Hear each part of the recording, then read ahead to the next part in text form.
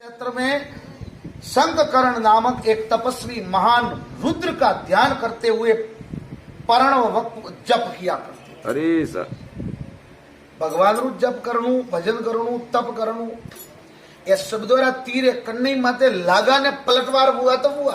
अरे सर नेत्र कोई नहीं, नेत्र आगे उम्र और बेटा घणू दोरू है।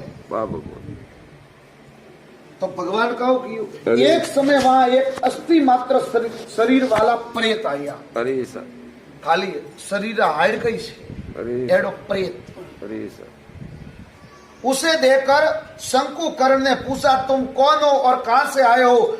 भूख से पीड़ित उस पिशाच ने कहा, मैं पूर्व जन्म में धन धान्य संपन्न ब्राह्मण था, परंतु मैंने देवों और अतिथियों तथा गौओं का कभी पूजन नहीं किया। अरे साहित किया उनका, परंतु मैंने देवों और न कोई पुण्य किया।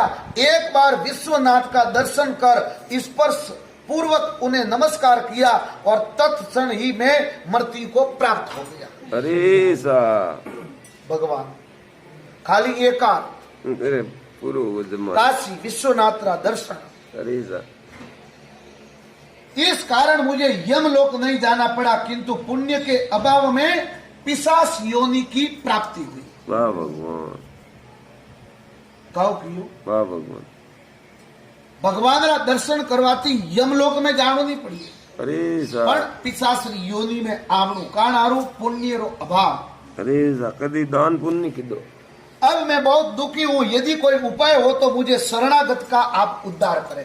अरे सा शंकुकर्ण ने पिशाच से कहा कि भगवान विश्वनाथ का पूजन कर तुम कृतार्थ तो हो चुके हो, तभी इस स्थान पर आ सके हो। अब एकाग्रसित होकर इस पिशाच मोचन कुंड में स्नान करो। अरे सा तुम्हारी पिशाच योनि छूट जाएगी। तदंतर उसने कुंड में स्नान किया और स्नान करते ही वह सुंदर दिव्य शरीर धारण कर विमान पर आरूढ़ होकर देवताओं से पूजित होता हुआ रुद्र लोक को चला गया। अरे सा वैकुंठ धाम। पिशाच को मुक्त हुआ देखकर मुनि शंकुकर्ण प्रसन्न होकर भगवान महेश्वर महादेव का ध्यान करते हुए स्तुति करने लगे। तदंतर प्रणव का उच्चारण कर भूमि पर दंडवत प्राणी पात किए और उसी समय वह प्रलयकालीन अग्नि के समान श्रेष्ठ लिंग प्रकट हुआ और मुनि उसी लिंग में विलीन हो गए, शंकुकर्णेश्वर बन गए। अरे सा महादेव, भगवान महादेव रू नाम पड़ियो शंकुकर्णेश्वर।